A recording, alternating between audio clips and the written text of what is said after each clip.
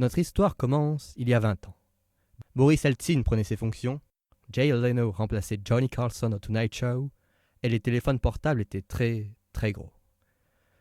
C'est en août 1991 qu'un étudiant en informatique de 20 ans, nommé Linus Torvald, s'est assis devant son écran à Helsinki pour envoyer un des plus célèbres messages de l'histoire de l'informatique.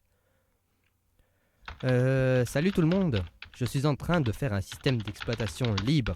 C'est juste une sorte de passe-temps, rien d'aussi professionnel ni énorme comme GNU. Et il ne prendra sûrement jamais rien d'autre en charge que les disques durs de la marque AT, puisque c'est tout ce que j'ai. Eh bien, son annonce de projet open source a vite fait le tour du monde et les développeurs de partout ont rapidement afflué pour contribuer au code. Linus a baptisé le noyau de son système d'exploitation Linux, en choisissant un manchot comme mascotte après un petit incident au zoo. Et il a pris assez vite une décision qui allait être déterminante pour l'avenir de Linux, autant que sa technologie même. Il a choisi la licence GPL, créée par un visionnaire nommé Richard Stallman. Le noyau Linux, accompagné de la licence GPL et d'autres composants GNU, ont révolutionné l'industrie informatique avec une liste de libertés très simple, mais absolument fondamentale.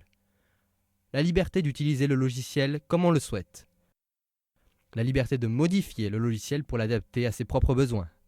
La liberté de partager le logiciel avec ses amis ou ses voisins ou n'importe qui. Et la liberté de distribuer les modifications qu'on a faites. Ces principes radicaux ont propulsé la diffusion de Linux partout dans le monde et de façon un peu paradoxale, Linux, qui était une expérience d'amateur, est devenu la base d'un vaste écosystème commercial qui se développe.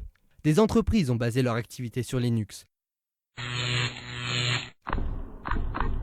En 1999, le cours de l'action de Red Hat a triplé en devenant la première entreprise sur le marché à utiliser Linux. Cette même année, IBM a dépensé $1 milliard pour améliorer et promouvoir Linux.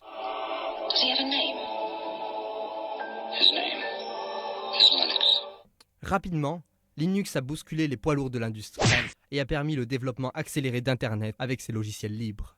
Bref, Linux a révolutionné le monde de l'informatique. Bien sûr, dès qu'un phénomène aussi novateur s'impose, il essuie un feu croisé de critiques. Mais Linux ne s'est pas contenté de survivre, il a pris de l'ampleur. Aujourd'hui, la communauté de développement du noyau compte des milliers de membres et des centaines d'entreprises qui collaborent ensemble au développement de Linux. Tous les 3 mois, une nouvelle version de Linux voit le jour. Et donc, où en est Linux aujourd'hui ? Eh bien, il permet 75% des transactions boursières dans le monde.